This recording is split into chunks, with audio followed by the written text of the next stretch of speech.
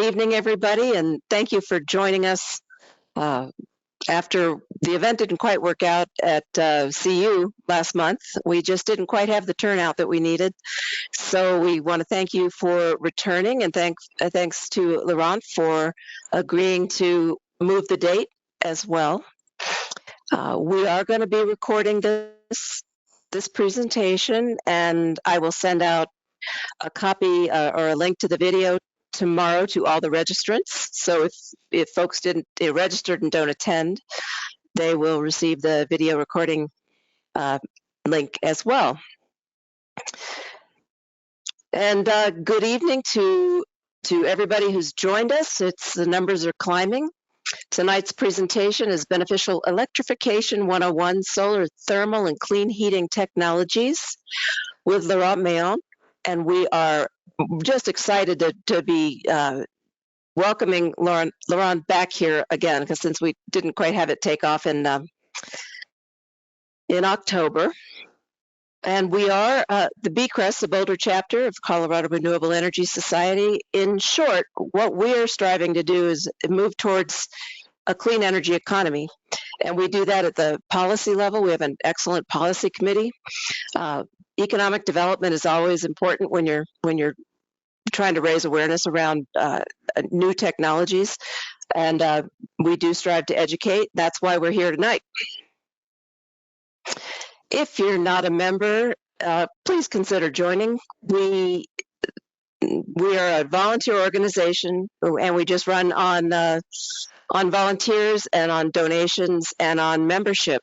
So CRES-energy.org will get you to our main web page, and please consider joining if you haven't done so already. We're also interested in business members, and there's more information there for you as well.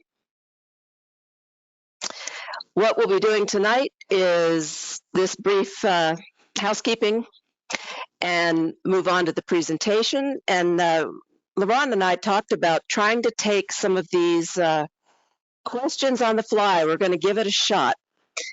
I believe you can raise your hand, put a question in the question box, and we're going to try and keep an eye on this. Going to try it. If I don't do too well with it, we'll just go to doing Q&A at the end, and we're concluding tonight at 8:30. Please check out the CRES events calendar. The different chapters do different topics each month, and you can look at all the different events that we've got going on. You can volunteer. You can see what's going on in our policy with our policy department or policy committee. And there again is the CRES-energy.org. If you'd like to check out this presentation and other presentations, our YouTube channel is growing. You can grab this QR code here if you got your phone out. And don't forget that I'll be sending this presentation out tomorrow, and you can catch the QR codes there if you didn't catch them tonight. And I'd already mentioned our policy committee. This is one of our most powerful things. This is one of the big things that CRES is very proud of, is the work that the policy committee does to further energy efficiency, renewable energy legislation in Colorado. And again, there's a QR code. You can grab this tomorrow after I send out the link if you don't catch it tonight. A little bit of history about when CRES was founded. We actually just had our 25th anniversary celebration last month, I believe it was, maybe late September. And it was just absolutely wonderful. We got to pay tribute to some of the founders, and it was great food and a beautiful location in South Golden. And we've been around for over 25 years now. Just a couple of QR codes again there if you want to get on our meetup, get in touch with us through email, or get to the website directly. There you go. All right, and then without further ado, I'd like to introduce Laurent Meillon. He is going to take over from here and direct me as I move through different PDF files and some great pictures. Laurent, why don't you take it away? Good evening, everybody. I'm sorry we can't do this in person. I like being in the room with everyone.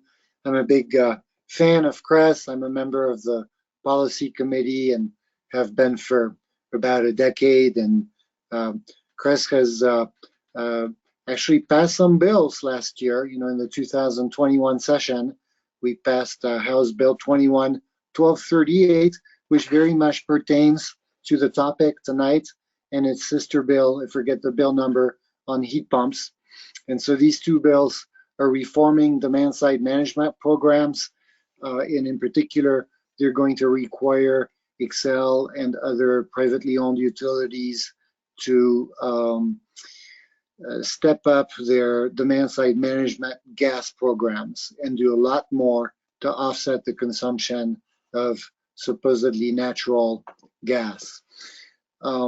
So tonight I'm going to be talking mostly about the electrification of heating, and in any case getting heating loads off of natural gas.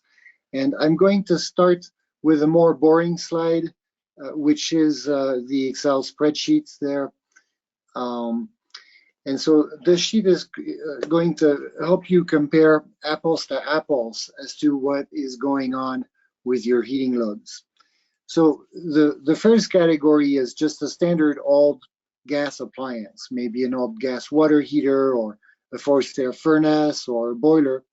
And these older appliances typically work at about a 65% efficiency, meaning when you burn gas, 65% is transformed into heat injected into your house the way you want it, maybe your hot water or your space heating, and then 35% goes out the flue. So, and I'm also in the second column, past the 65%, I'm showing different hypotheses for the price of gas in Colorado in Xcel terms, since it's the larger utility. So it's been for many years around 70 cents a therm, but recently I was shocked to discover on my gas bill that it's at $2.10. This is due to surges in gas prices. It's hard to understand what is a permanent gas price increase and what might be just erratic short-term things.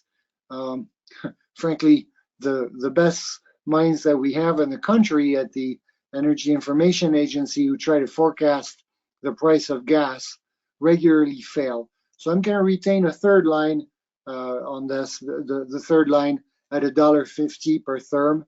This is pretty much an average between the price we see now and the price has been for years with Xcel, $1.50. And so in addition to confuse us all, gas is sold in therms, electricity in kilowatt hours. And so as sure as there are 12 inches in a foot, there are 29.3 or very close to that kilowatt hours in a therm. And I'm going to be expressing everything in kilowatt hours so we can compare apples to apples. Just keep in mind, I'm using kilowatt hours as a energy quantity, not necessarily an electric form of energy here. So back to the old gas appliance, working at 65% efficiency with gas that you're paying $1.50 for on average per therm, or 0.05, so 5 cents per kilowatt hours. Your net cost per kilowatt hour of heat into the building, considering the wastefulness of the old gas appliance, comes to $0.079 or 7.9 cents per kilowatt hour. That's your baseline of what you're spending on gas through this old gas appliance. Or in the second section, I'm giving an example of a second baseline, which is, let's say you've bought recently a higher end, more efficient gas appliance, and it's 95% efficient, and then applying all the same numbers like the old gas appliance, you end up with a net cost per kilowatt hour of the heat delivered into your house from burning gas, which is at 5.4 cents. So that's kind of your two initial benchmarks on your cost of gas. 5 cents on a very efficient appliance, almost 8 cents on an old-fashioned, not so efficient one. So, and then the next one is for people who are not on natural gas, just in case if you were on propane, on a high efficiency propane appliance, you'd be paying about 9 cents per kilowatt hour of heat delivered into your house. So the first thing you can do to get off gas and is in fact how about 10% of the state heats. Maybe we've all rented a condo in Breckenridge with electric baseboard heating, for instance. That's an electric resistance, right? Just like an old-fashioned electric stove that would have the heating element to heat hot water, is just a resistance. You send the electricity into the resistance. The resistance transforms it into heat, heats your house. So that ends up costing about 9 cents per kilowatt hour delivered, about 11.5 cents per kilowatt hour delivered into your house. The electric resistance doesn't really lose any of the incoming electricity into anything else than the heat it creates. So it's close to 100% efficient. I put 99% in there. So that's your cost on electric resistance, 11 cents. And so as you see, switching from a gas appliance to an electric resistance is a practical thing that can be done, but it is not cost effective. It increases people's heating bills. And so we know that's not how most of the market will choose to go. Then the next one is air-sourced heat pumps. We've heard a lot of these heat pumps associated to the term beneficial electrification. So what is a heat pump? An air-source heat pump is a compressor pump, just like the one you have in your fridge. So in the fridge, your compressor pump compresses not so warm air that's inside your fridge to remove it and throw it out into your living space. Here, an air source heat pump to heat the house would be situated outside of the house, just like an AC box. And it would, in fact, is very much like an AC system, but working in reverse. And so you would take heat in the cold air outside the house, and you would compress it through this compressor to a higher temperature that can then be used to heat your house. And so heat pumps have made tremendous progress on their efficiency in recent times. We see heat pump manufacturers reaching 300% efficiencies regularly. So what does that mean, 300% efficiency? It means the compressor is going to consume a third of the energy it delivers in the form of heat in the house. So for instance, if you deliver 3 kilowatt hours of heat into the house and you've consumed 1 kilowatt hour to operate the compressor, that's the 300% efficiency. And this 300% efficiency happens when the air outside the house is not too cold. When the air becomes very cold, like 10 degrees or 20 degrees, as you can imagine, especially with our light and dry air in Colorado, it becomes hard for the compressor to compress and extract heat out of this very cold air. And with that, the efficiency falls to 200% or maybe less.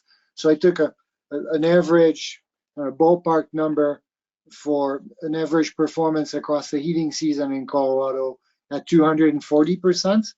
And so with that hypothesis, the cost of the heat delivered through the system falls to a fraction.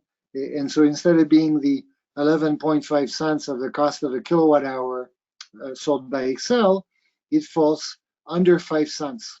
And so under 5 cents, that becomes very attractive. It's significantly cheaper than the 8 cents paid on an old gas appliance, and it's even a little cheaper than a best-in-class gas appliance at this point, and let alone one on propane being more expensive. So that's a fantastic opening and something new in the marketplace. We have an electric heating solution that's cheaper than gas in terms of operating cost of the energy. Then the next type of heat pump is geothermal heat pumps. So very much like air source heat pump, ground sourced, or sometimes called geothermal heat pumps, extract heat from the ground under your house typically, or under your yard, deep inside the earth, deep enough that the temperature is rather constant, above 50 degrees, between 50 and 60 degrees, depending on the season. And so extracting heat from a constant heat source above 50 degrees, and a dense one, the ground is dense compared to the air, enables reaching a higher and more consistent efficiency on the heat pump. So there on geothermal systems, I left the 300% efficiency as not only the peak performance, but the average performance.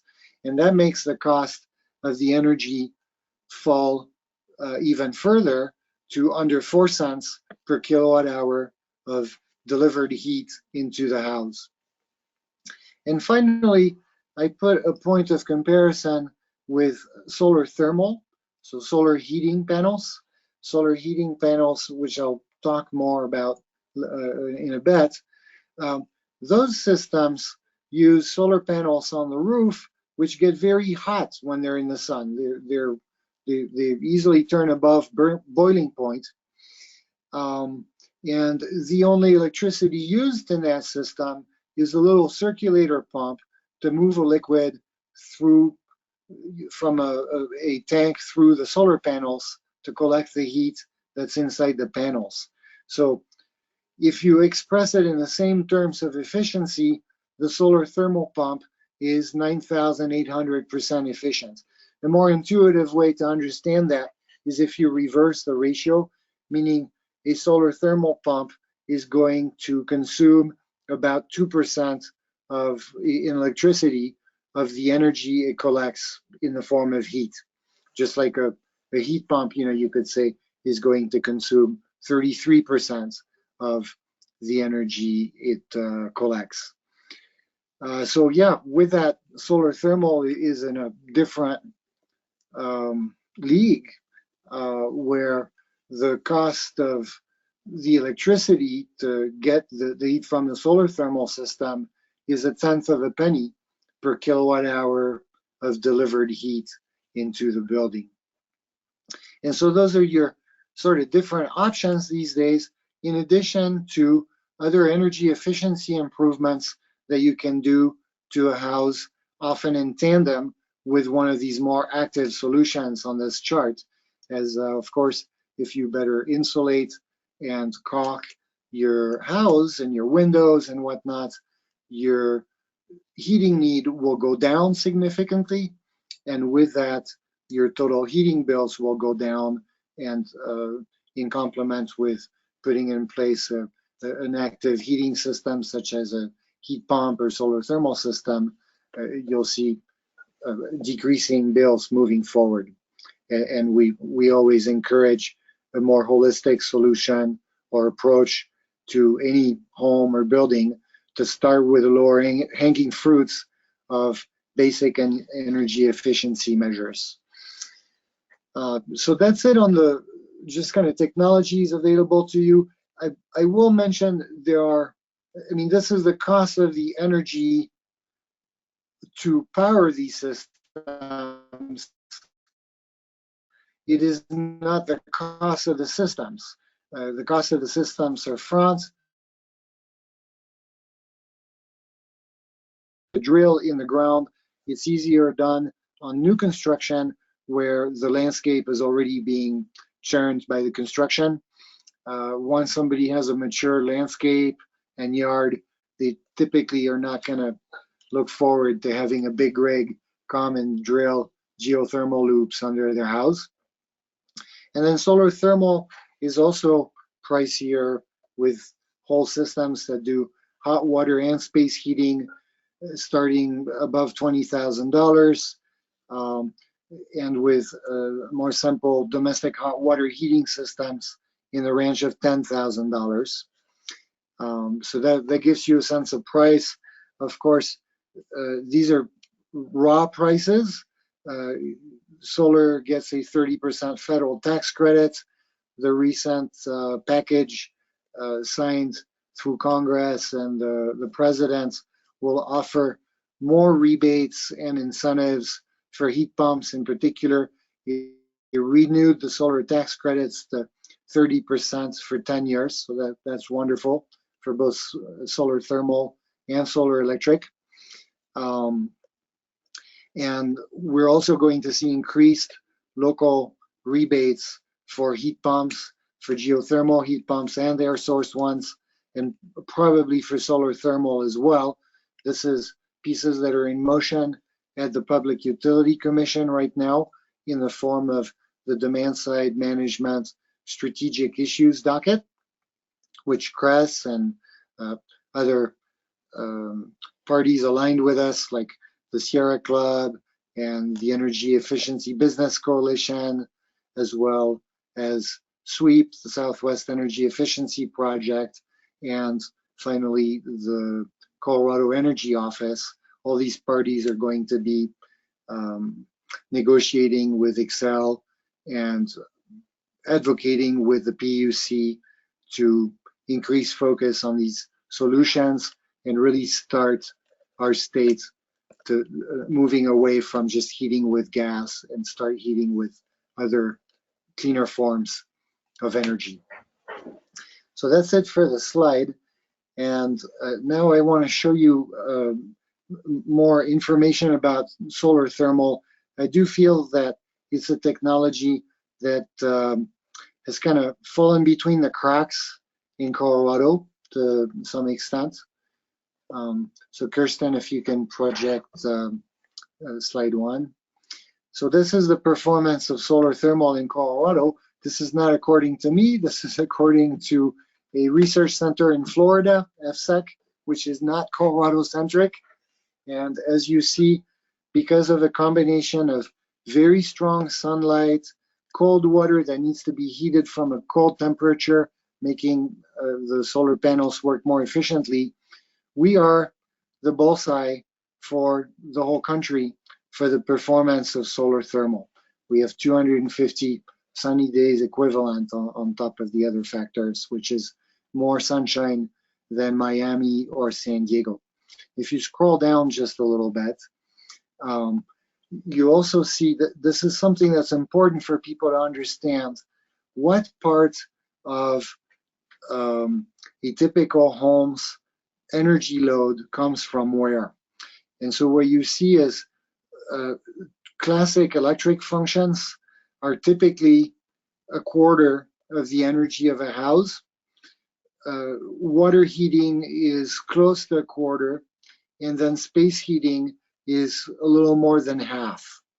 And so that's very important because I hear a lot of people out there saying, oh, my house is carbon neutral. I'm making all my electricity from my PV panels. Well, that's great. Your electricity is carbon neutral, you could say. But 75% of the energy is towards heating loads. And so that would either require conversion of heating systems away from gas and the addition of PV panels or solar thermal systems. But in any case, it's important for us to all start understanding that once we've made our electricity renewable on our homes, we're not done. We have the other 75% of the energy consumption of heating loads to address. And if you scroll down just one more notch, this is the performance of various forms of solar thermal panels. I'll show you pictures of the different forms of panels, but the most common one is the green line. It's pretty fantastic to see that when the bottom axis is temperature differentials, and that's think of it this way: heat, not unlike water, is lazy in that it will take the path of least resistance. So once heat has entered a solar thermal panel, it can go really to two places that are competing. One is it can go in the water or liquid being circulated through the panel, and of course the panel is designed to facilitate that transfer. Or two, it can radiate back out into the cold air outside of the panel, outdoors. And so the competition between those two possibilities is based on the delta T, or the temperature differential. In other words, if the liquid you send through a panel is very hot and is very cold outside, and in fact that liquid is 150 degrees hotter, so let's say you send a liquid at 150 and a 0 outside that day, you end up at the bottom of that chart where the green line meets the 0 axis, the 0 performance. All the heat radiates back out into the cold air. And on the other side of that green line, if you have a delta T of 0, meaning, let's say it's a summery day, you send water through the panels at 90 degrees, and it's 90 degrees outside, you collect 75% of the sun's energy, which is a tremendous performance. And you see this sort of yellow zone in the chart. That's the more typical operating range for the nation and for Colorado for solar thermal collectors. So you see that in there, you collect somewhere between 60 on the left hand and 30% on the right hand of the sun's energy, an average, call it 45% average collection. And that really is fantastic. You know, if you compare to a good photovoltaic panel, a photovoltaic panel will convert about 15% of the sun's energy into electricity. And so this panel will collect, these solar thermal panels will collect threefold the energy per panel. So if you can move on to slide 2, I'm going to show you a pool panel here. So pool panel is an uninsulated panel made of special plastic tubes that are designed to capture heat. They cannot do well with cold outdoor temperatures. They're designed to heat a pool in the summer. So that's one form of solar thermal panel for people who have summer pools. It is very good.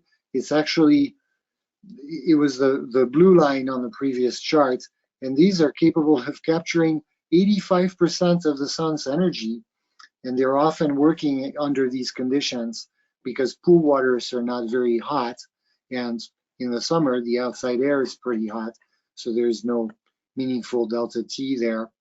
And if you move to slide 3, I want to show you the picture of an evacuated tube.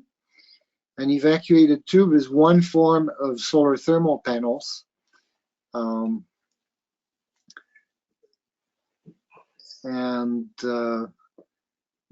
Yeah, I guess it is a JPEG, that one. So an evacuated tube, there's been a lot of talk about those panels for solar thermal. I'm going to repeat the wise words of John Klima, an engineer receiving a lifetime award at the Solar Industry Conference almost 15 years ago, that we have a duty as an industry not to repeat mistakes of the past or push clients towards things that look sexy but don't work. And so that's kind of the case with evacuated tubes in Colorado. They are, I wish we could see the image. It's attachment 3. But these tubes are supposed to be evacuated of air and sealed with no air inside, so that they're not sensitive to delta T's. The problem is that the seals break, the air gets in, and then it becomes a completely uninsulated panel that doesn't work well at all. It starts working like a pool panel, except in the winter, a pool panel can't work. And then slide, the AET Morningstar document will show you the flat plate collectors that are the industry standard for solar thermal, and certainly the one to use in Colorado. These are what flat plate collectors look like. They look not that different from a PV panel. They're typically larger. The standard sizes are 4 foot by 8 foot and 4 foot by 10 foot. PV panel, to give you a benchmark, is typically 3 foot by 5 foot. So this is twice as big in terms of surface, if not even 3 times. And so these are the ones that I was showing you on the green line on the chart that perform particularly well and are particularly well adapted to Colorado applications. And now I'm going to start showing you solar thermal systems. So if you can go to attachment 5, which is that one. So this is the more basic idea of a solar thermal system. On the right half of the image, you see somebody's standard gas or electric water heater. And what you do is, when there's no solar, you feed cold water into the cold side of the water heater. The water heater heats it to the desired temperature and sends it out to the house hot at that temperature. Well, once you put a solar thermal system in the mix, what you do is you heat a separate solar thermal tank through the solar panels. And once that tank is hot, you take the cold water from the city. You no longer feed it to the cold side of the water heater. You feed it to the cold side of the solar tank, and you take the solar preheated water, which is always hotter than the cold from the city. You feed that to the cold side of the water heater. And by doing this, these systems are usually able to do 90% of the domestic hot water of a residence, no matter the number of people. I mean, it's typically about 1 panel for 2 people. You then design the system in panels and tanks, the tank sizes that are appropriate for the number of people in that residence. They are pretty fantastic systems. They use virtually no electricity, and they provide more than 90% of the hot water. At that point, the water heater is in charge of the remaining 10%, which corresponds to winter snowstorm scenarios, usually, where there's just no heat from the sun to be had for several days in a row, and some kind of backup is necessary in that case. So that's the most simple domestic hot water system. And now I'm going to show you the system that is the next most common system in Colorado. That's attachment 9, which is the forced air systems, combination systems. So here, what you see on the right-hand side of the image, bottom right-hand side, you see the same interface with domestic hot water that I just showed you, but you see that there are a lot more solar thermal panels and a much bigger tank. And the reason for that is that we're going to address the major energy consumption of the house, the one that represents more than half of the total, and that's the space heating. So in this case, we would put a fan coil, which is very much like a car radiator, into the forced air furnace, into the cold air return of the forced air furnace. And when the house calls for heat, instead of letting the gas kick on or the electricity or whatever other appliance is heating the forced air system, we would pass it through a thermostat that measures the temperature of the solar tank. And if the solar tank is hot enough, you'll take solar tank water through the coil inserted in the forced air system, delivering solar heat there. And then the forced air will take the heat out of that coil and deliver it into the house. And voila, you're heating the house with the sun. So there are many other variations on these systems. You can do combination systems that work with a forced air furnace. You can do them working with a boiler to radiant floors, or like at my house, interface them with a boiler to baseboard heaters that require higher operating temperatures.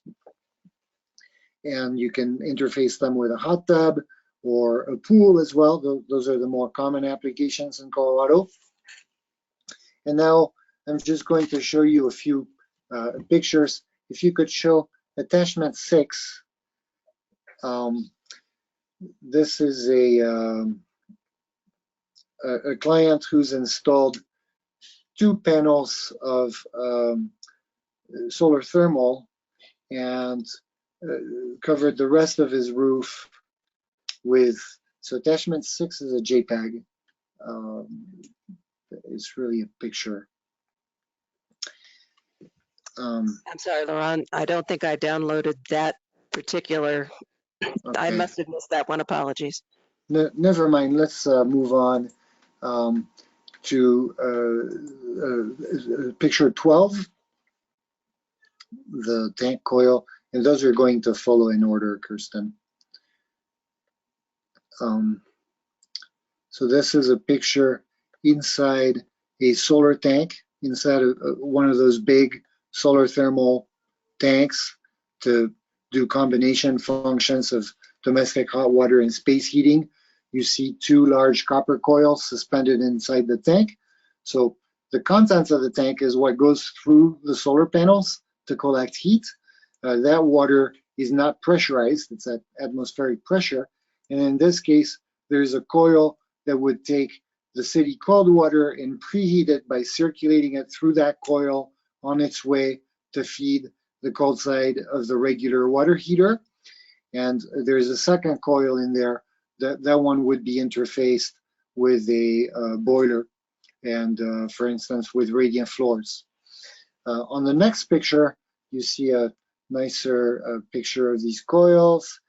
And then on the next one, 15, I just want to show you an array. This is a nice array we did in Silverthorne on a flat roof, so the array is tilt mounted. I want to show this. It's maybe not the sexiest way to mount panels. Of course, we prefer to have a big south roof, but this is just to show it can still look pretty good even on a flat roof or on a roof that doesn't slope the right direction. Picture 16 shows you what is, of course, better to do with solar thermal panels, which is to have a somewhat steep south-facing roof and be able to mount the solar thermal panels flush to the roof. And yeah, that's aesthetically more pleasing.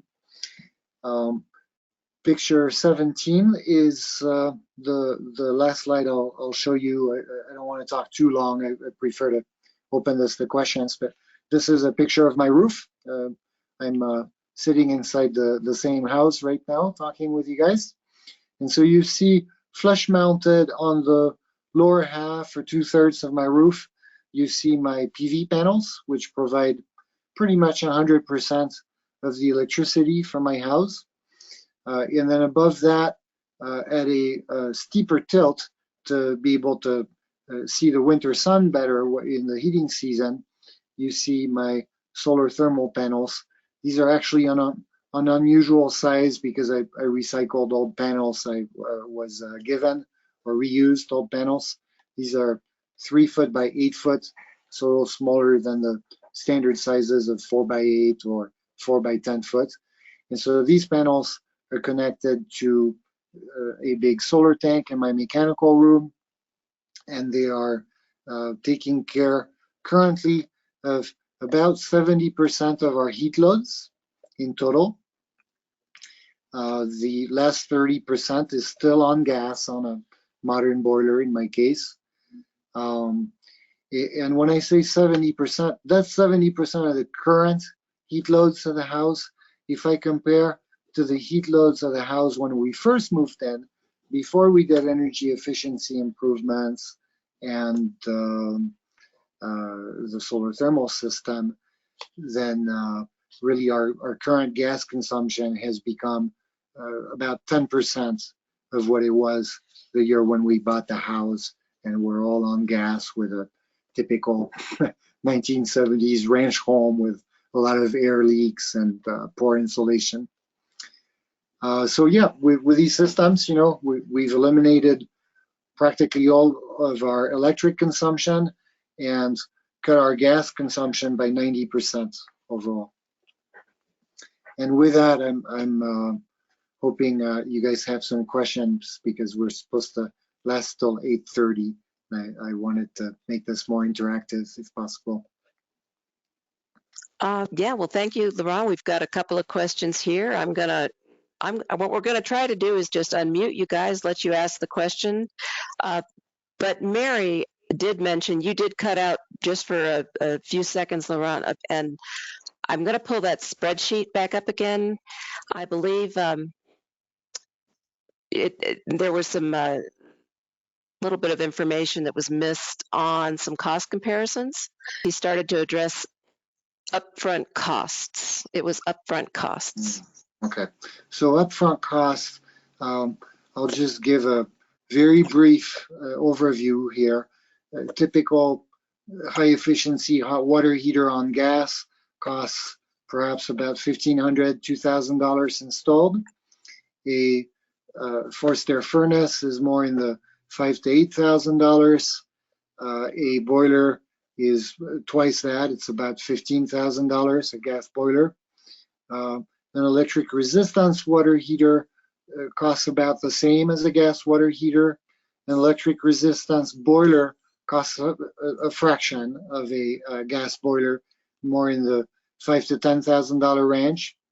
An air source heat pump ends up, for space heating, ends up being in the $5,000 to $10,000 range, especially if you consider some typical modification to the electric wiring to bring high voltage and high amperage wires to the air source heat pump and or the electric backup, resistance backup of the heat pump. Geothermal systems cost significantly more. They're usually upwards of $30,000 for residents. And then solar thermal, the typical domestic hot water system for a family of 4 is in the range of $10,000. A typical combination system to interface with a forced air furnace and forced air system, as well as doing domestic hot water preheat, it typically starts a little above $20,000. And those are prices you pay the contractor, but then you also get, on solar, you get 30% back in federal solar tax credits. I believe there are nascent federal tax credits as well for heat pumps. I'm not too sure what they are right now. And then in addition to that, you can get rebates and incentives that are more local. You can get certainly heat pump rebates through Xcel Energy and many utilities, and you can expect these rebates will increase over the coming years as these new laws come into play. For a long time, Xcel was simply not authorized to invite fuel switching, to try to do anything that would push people from gas towards electricity. Well, now they are authorized by new laws passed in 2020 and 21. They're authorized to do that. And as well, as I said earlier, that demand-side management docket and subsequent more detailed dockets on demand-side management will create incentives that are higher for heat pumps, for geothermal, as well as air source heat pumps, and hopefully for solar thermal as well. Okay, thank you. And I'm going to move on to Ken's question. Is there required maintenance of the system, and what's the expected lifetime? So if it's on solar thermal, the answer varies on what you do for your panel loop. So there are two ways to deal with the fact that you can't freeze water in solar thermal panels in the winter night. One way is you pressurize that loop at all times with an antifreeze like glycol. In that will have maintenance implications. Perhaps you can expect on average every 5 years to have a solar thermal contractor come through, adjust the glycol. Now, the other method is called gravity-fed drain-back systems, and that's much lighter on maintenance. These are systems where what you do is you plumb the pipes a specific way so that the water falls out of the panels back into the tank anytime the pump is turned off. And those are loops that operate at ambient atmospheric pressure with only water. There's no pressure issues, no liquids, and very little maintenance. I don't want to say no maintenance at all, because across the decades you can have a little pump that fails, or a controller, or a sensor that gets disconnected by a squirrel chewing a wire on the roof or something. So you can expect some minimal maintenance, but drain back solar thermal systems require very little. We have clients we don't hear of for a dozen years, and it, no news is good news, is what that generally means. Life length of solar thermal systems is very long. The panels, there was a first wave of interest in solar thermal in the late 70s, early 80s, and a lot of those panels are still functioning just fine, including the ones on my roof, which again I reused from another system. I inherited these panels, and they're over 40 years old, and they're doing just fine. So that's on solar thermal. I'm not absolutely sure what the life expectancy of air source heat pumps will be, but I would also expect these pumps to require very little maintenance, with pretty stable loops that don't experience extreme pressures or things that would generate a lot of maintenance. But honestly, these are pretty new technologies, and I don't feel comfortable giving a definitive sense of what the maintenance will be long term. Nonetheless, I would expect the heat pump compressors to last at least 2 decades, if not longer.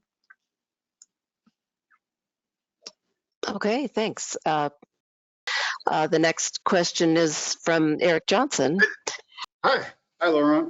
My question is, so what are the prospects in the future of some of these upfront costs coming down, particularly with the solar thermal?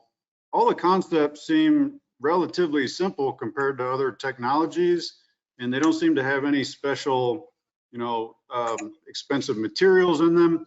So what's driving the cost? Is it the installation, where you have to run things all over the house and there's a lot of labor? Is it just that there's not the economies of scale of some other technologies? So both are at play here. Over half of the cost of installing a system is in fact labor, and it's pretty qualified labor. You're talking master plumbers, master mechanical contractors, and helpers who are less qualified. Junior staff can do a lot of the work along with a more senior person. But yeah, there's a high labor cost, and I don't think that can really come down so much with solar thermal. Now, there are some manufacturers, it depends what solar thermal system, like if you're talking domestic hot water, those are systems that can be standardized more, where there is a prefabricated, manufacturer fabricated pump station. The installer can choose which exact pump to put in the pump station based on how much head they need to get and flow, but that can be pretty simple. You still have to run pipes from the solar tank to the solar panels. You have to mount the solar panels. You have to install the tank. You have to connect everything. But yeah, so sorry for the kind of rambling answer there, but for simple domestic hot water systems, there could certainly be a lot more pre-manufactured stations, less installation, and economies of scale for sure if solar thermal started spreading anywhere near the level we see with PV or now perhaps air source heat pumps moving forward. For combination systems, it is more complex. You have more labor.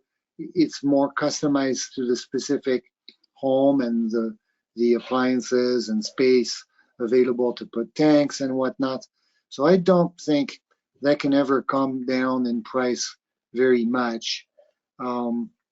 It does sound like something that would be drastically cheaper. It's always more expensive to retrofit than as to do it as the house is being built. But in particular, the things you're describing seem like they could be drastically more efficient on a new build, especially if you were doing a whole neighborhood with the same system.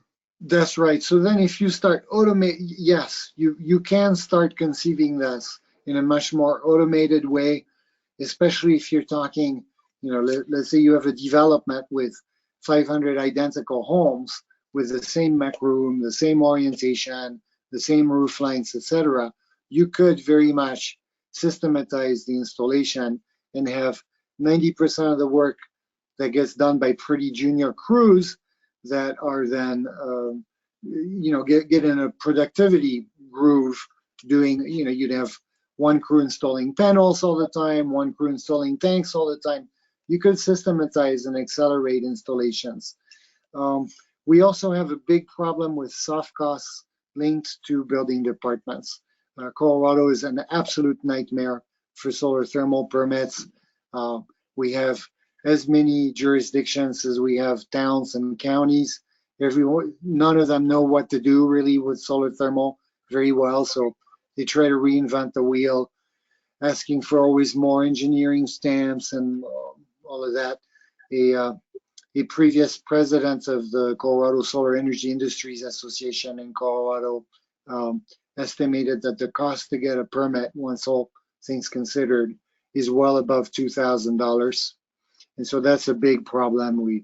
We're in a home rule state where the state legislature has limited abilities to tell all these jurisdictions what to do. And even when they do set clear guidelines, for instance, on the maximum charge that these jurisdictions can charge for a solar permit, a lot of them don't respect it.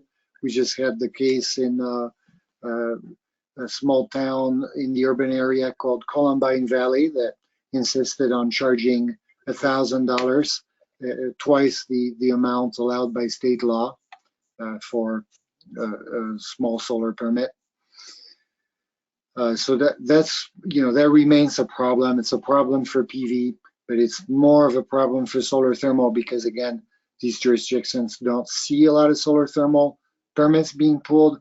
They're not sure what to do, and so they just create mountains out of molehills and end up causing ridiculous soft costs. What they charge the clients is really the tip of the iceberg. Most of the costs is just in implied background costs of having to wait for weeks for a permit, having to go to a permit office multiple times, having to contact them over and over again, having to submit multiple engineering stamps for one system, having to involve a structural engineer who can provide these stamps. You accumulate all these things, it's really terrible, and it's I gotta say, for having done this 15 years, it's one of the most frustrating things I deal with is these permits. Okay. And then on the gear cost, there is a fair bit of copper and metals in the solar thermal panels, so that is not likely to go down very fast. There are long-term research being done on other polymer-based materials that would cost a small fraction of copper to make panels. But so far, these polymers are more in the raw research stage. They're not being developed for actual applications. Finding plastics that can absorb and transmit heat well, but also not melt at higher temperatures is a challenge. Okay, you're ready for the next question? Hello, Laurent. I've asked you this question a few months ago by email, but I work in multifamily housing and doing a project now where we're installing new boilers for 36-unit buildings, serving both space heat and also domestic hot water, natural gas boilers. And I thought there was great potential in using solar thermal as hot water preheat in these systems, but come up against some of the same issues that you just talked about having the systems fully engineered. So my question really is, are there engineers in the state of Colorado who are able to work with these systems and marry solar thermal to fossil gas boiler systems? Yeah, no, that's typically how solar thermal systems work. They're never, in fact, the sole source of heat, because you can have a 1 week snowstorm where there is no solar heat. But yeah, that's a common situation interfacing, and we've done a number of commercial size projects like this that I could show you if you would like, where we have it's particularly good in multifamily complexes because you can have a bit of an economy of scale of your own, where you do a central solar hot water system that preheats hot water for all the units, or all the units in one building, let's say. And then everybody benefits, and you've sure got economies of scale there, because you can do one large tank for many units instead of 180-gallon tank or something per unit on the solar thermal side. And then same on the arrays, instead of having little arrays of onesies or two panels for a residence, you can start doing arrays of 8 panels. And yeah, I'd be happy to talk to you offline and take you to see a system like this in a commercial or multifamily environment, if you like. That's excellent. I'll reach out to you after the program here and talk about that. Thank you. Thank you. All right, very good. I've got to move on to John Bleem. Yeah, we had hot water solar on our house. After about 20 years of operation, we had to pull it off because it was leaking. Panels were leaking, and the storage tank was leaking. We've since put PV on. We're limited to 120% of our past energy usage to size that, so we have extra roof area. And I'm just wondering if you could give like a ballpark idea of what, say, a 2 or 3 panel domestic hot water system is running these days for Fort Collins. It's in the range of $10,000. The trouble is, I don't know if you have installers left in Fort Collins for solar thermal. I knew one, but I'm not aware that he's still doing solar thermal at this point. You could ask COSA, the Colorado Solar and Storage Association. They may be able to point someone who's in Fort Collins. And so the trouble is, if we come from Denver to install a system in Fort Collins, we mark up our systems 10-20% for the distance, because we know Sure. our crew is going to spend Okay. 3-4 days traveling, several. I mean, their ratio of hours works installing the system versus hours spent driving in a vehicle is different.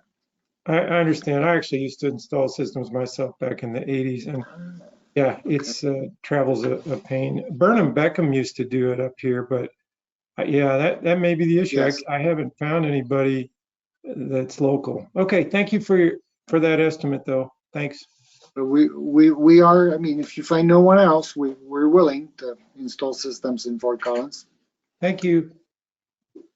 Okay, I'm getting the hang of this here. I'm going to let Nick Mitchell talk next. Okay, that might not have worked. Let me read Nick's question here, Laurent. It says, so is the pump on a timer to ensure that the drain back system only runs during the day? And can you still run it on cloudy and cold days? Yeah, so it's on a different control, which is better than a timer. It's on what's called a differential controller. And that's a really good question, because that's kind of, I mean, it's a little, I'm always hesitant to launch into these things because I'm afraid I'm going to bore people with technical details. But so differential controller is a very simple device that compares two temperatures. It compares the temperature in the solar tank with the temperature in the solar panels. And basically it's going to turn on when two conditions are met. One, the tank hasn't reached its high limit. You still want to add heat in the tank. And two, the panels are hotter than the tank. And yeah, they're neat little devices, very simple. And so that's exactly what you want. You know, you want to kick on the circulator pump and take heat from the panels only when the panels are hotter than the tank. Obviously, the tank, you know, never falls much below, say, 70 degrees. I don't think I've ever seen a tank below 70 degrees. So if the panels are hotter than 70 degrees, then you know it's because they're in the sun and they're actually pretty hot. At night, the panels are not going to be hotter than the tank.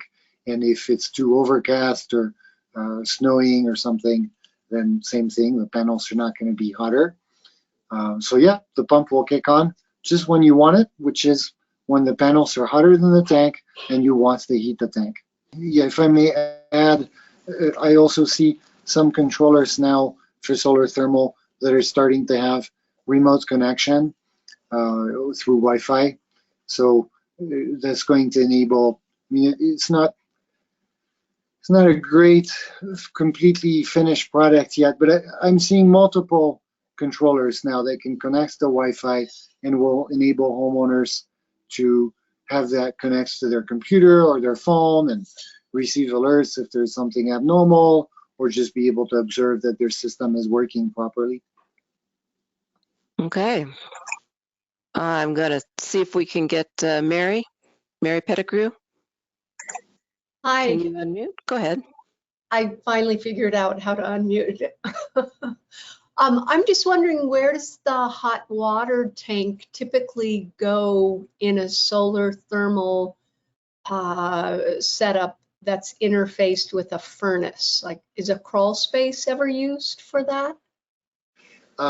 Well, we can certainly use, I mean, you want to be somewhat close to your mechanical equipment if you can. So the ideal is in the mechanical room if you have space for more tanks. If you don't have space there, then yes, sometimes we end up in a unfinished basement space or in a crawl space. The crawl space got to be deep enough. So if it's literally a crawl space, meaning it's 2 foot high and you got to crawl in there, that's not high enough. The solar thermal tanks are themselves 4 foot high at minimum and requires at minimum 5.5 feet between the floor and the joists above. That said, there are plenty of crawl spaces where we end up digging an area in the crawl space. If the structure allows, you know, we can't compromise foundation walls or other weights supporting dirt in the crawl space, but yeah, often we'll end up digging, you know, an additional foot or two on an area that's a little bigger than the tank itself, and then building the tank in that space, and that avoids using finished space inside the house. Okay. We'll go on to Ken Dante, I believe it is. Well, I just want to thank everybody for asking so many questions. I'm looking at this from a residential consumer standpoint, and I live in Pueblo, Colorado. So I don't know if there's people doing these systems here. It would be nice to know. Yeah, I do have rooftop solar on. I'm happy with that, but you know, there's a lot of bad PV installers, right? I mean, people coming from out of state that don't know the systems. And you mentioned, you know, the building code departments are different from city to city. Some are better, some are worse. I would imagine if there was a big enough demand that we could probably fix some of those things. I don't know about the, you know, installers.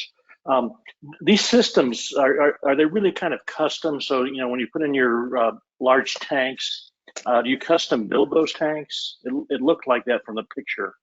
Or do Yeah. you go, are they manufactured or? Yeah, so there are different things. In the case of our specific systems as Capital Solar Energy, we do manufacture our own tanks, but that's probably pretty rare. I know we have one good competent contractor competitor in Denver, Metro Solar, who also manufactures their tanks. And we're probably the only two, I imagine. I would think most companies buy tanks and install them pre-made. Now, the advantage of making our own tanks is we can bring in the tank walls and assemble in a space, and so that makes retrofitting easier in existing houses. But certainly when we do, like if we're doing a small domestic hot water system, we're not going to manufacture a tank. We're going to install a pre-made 80-gallon or 120-gallon cylinder. It's only for the larger combination systems where we find it's advantageous for us to build our own tanks. Now, honestly, I don't know as well if there is an installer left in Pueblo. There certainly were at one point installers in Pueblo for solar thermal and in Colorado Springs.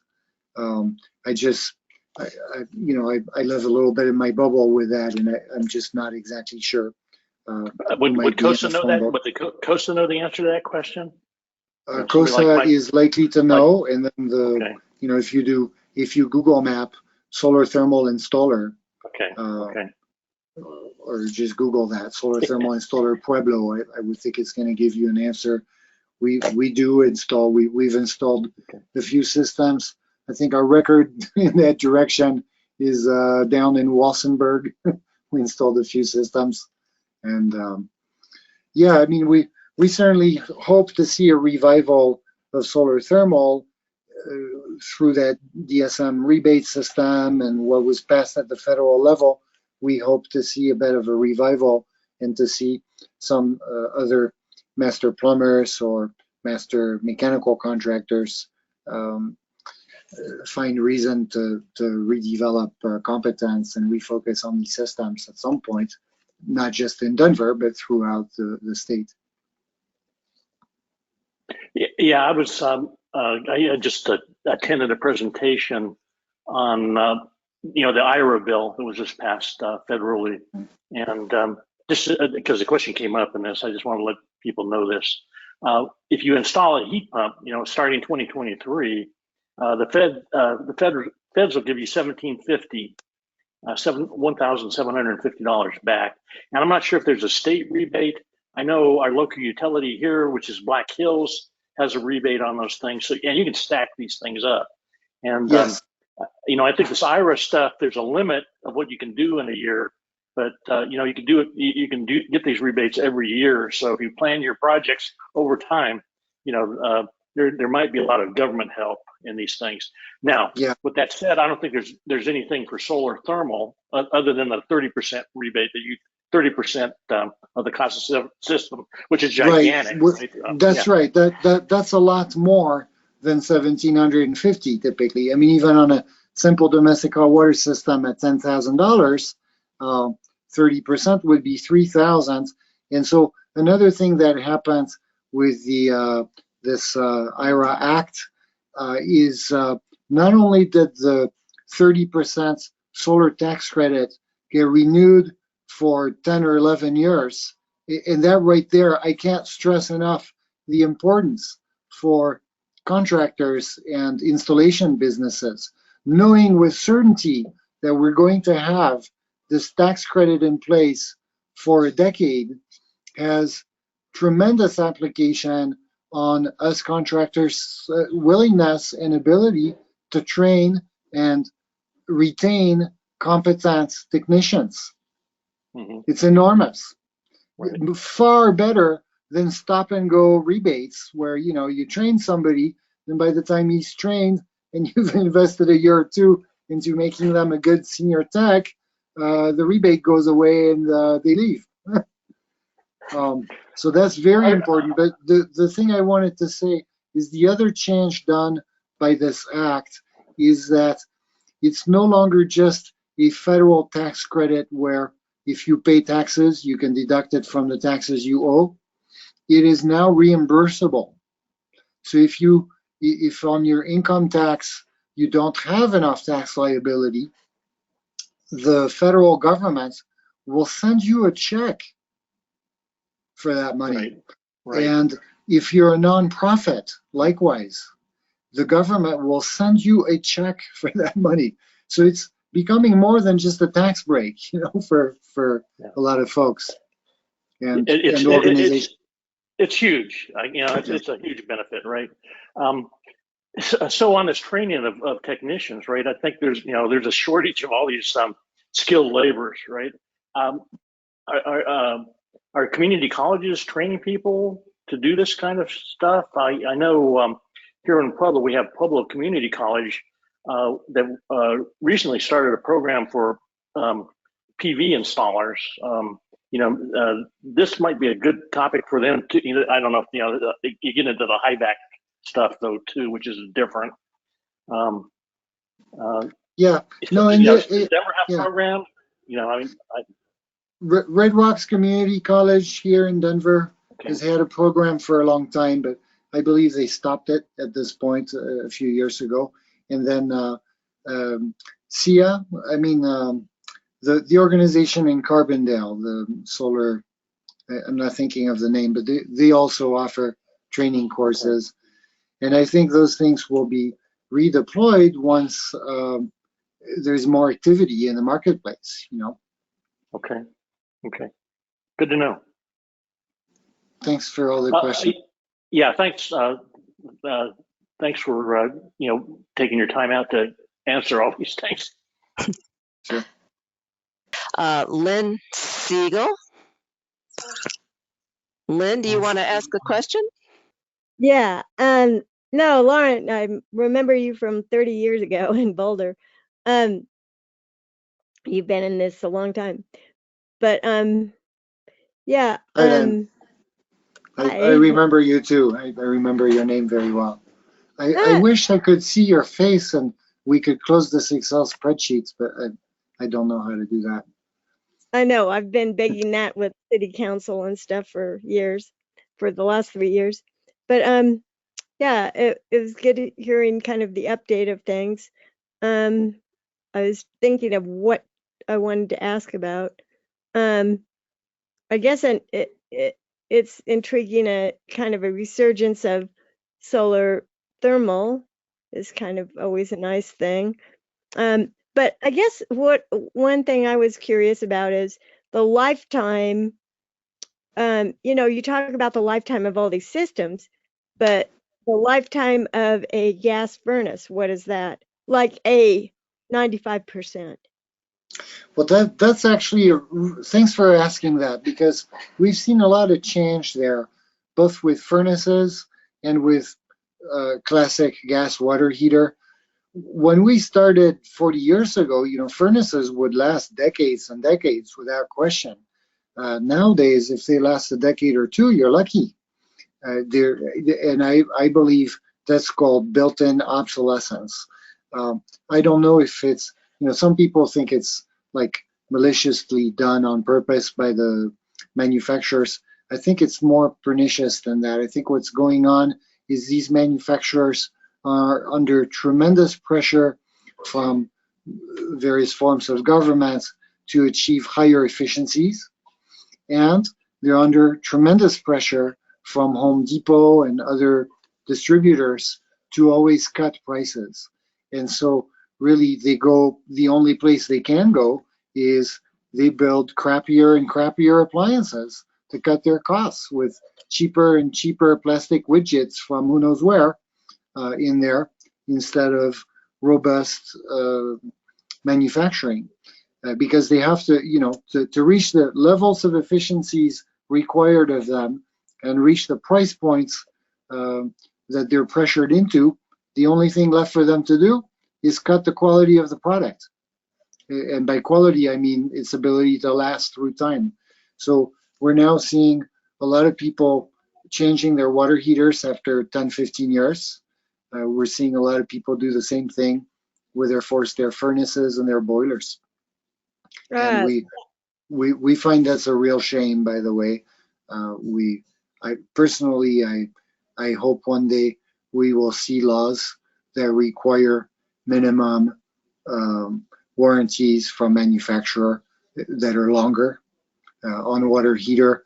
You know, I mean, when you think of the complexity of a gas vehicle and how those last 20, 30, 40 years, we can certainly build a water heater that lasts 30 years. Same with a furnace. The reason they don't last, again, has nothing to do with technological ability. It has to do with built-in obsolescence and various unhealthy market pressures. And I don't think these things will self-solve. They will solve only if the government says, you know what, if you want to sell water heaters and furnaces in Colorado, you can give people a 12-year warranty. And if you don't want to do that, you know, welcome to sell here. I had a hot water heater and on demand put on the side of my house on the outside, kind of against my will. But the guy said, "Oh, heat tape's fine," and the manufacturer said, "No. You want no, yeah, you can't install appliances like that outdoors. That's not they're just not designed for it." Yeah, but they put heat tape on, and the manufacturer said the solenoid and an enclosure. And another thing is that they require, like, I don't know, $300 a year maintenance or something to get someone out to flush out your on-demand hot water heater is a maintenance expense that I haven't done yet because I don't care if the thing dies. I'd rather just get another, you know, something in my house, certainly. Anyway, you're cut out. I can't hear you. Laurent, Laurent, can you hear me? Your sound is not working. Can you hear me, Laurent? Okay, we could see you talking, but I couldn't quite hear you. We couldn't hear what you were saying. Oh, I said that is for sure something to keep in mind when you choose appliances. Make sure you ask the manufacturers and the installers how much maintenance will be required. Not all appliances require an annual maintenance like that. And sometimes it's hard to know between what's like a best practice kind of recommendation and what's actually necessary to do. Yeah. Well, I've waited. I've been 5 years. I'm 5 years out now. But I just wonder, you know, what that cost was. I think it was pretty high to have them come out and flush it out. Yeah, to get a master plumber or mechanical contractor to come out to your house, by the time they travel there, spend an hour or so there and travel back to wherever they need to go, it is pretty typical to charge at least $200. And I know it kind of depends also on the areas of the state. Boulder tends to be a little pricier than most places for that stuff. Well, Laurent, I was pretty nervous about this because I haven't had it maintained, and with just heat tape, you know, running the thing. But I noticed very strange. There was a really cold spell last year, and the thing gave me a cold shower. But then it came back and it was fine. Well, we can talk more about this offline, but I know Kirsten needs to wrap up about now, and we're getting a little off topic. So, well, tell you what, Steve Bortz has been waiting for a little bit. How does solar thermal link to a forced air heater perform at night? Well, so it performs quite well if the solar tank is hot. It doesn't change if it's the daytime or the nighttime. It changes based on the temperature of the tank. So typically, the controls, you know, when the house thermostat asks for heat, instead of just letting the gas kick on in the forced air, we send that through another thermostat. It's actually called an aquastat, meaning it's a thermostat that measures the temperature of water typically. And so that aquastat looks at the temperature of the solar tank. And to give you a very simple answer, if the solar tank is above 120, 125 degrees, then we'll kick on the pump delivering solar heat into the forced air coil and be able to heat the house entirely with solar and have that feel very comfortable. The air that comes out of the air booths into the house is nice and warm. And then if the solar tank falls under, say, 120 degrees, we'll kick on the gas, but we'll also preheat the cold air return somewhat with the solar system and reduce the need for gas. Yeah, so that's gonna, it doesn't have much to do with night or daytime. It has to do with the temperature of the solar tank. And if it's hot enough to heat the house alone, or if it can be used to do a partial preheat of the cold air return, but the gas needs to complete the job. Okay. Well, it looks like we really bang on the dot, Laurent. And I want to thank you for taking your time and thank the folks who are still on the call, about a dozen or two. Thank you for attending, and I will be sending out a copy of this, a link to the video tomorrow. And we look forward to seeing everybody, hopefully in person in the upcoming months. So watch for our notifications, and thank you very much for attending. Thank you, everybody.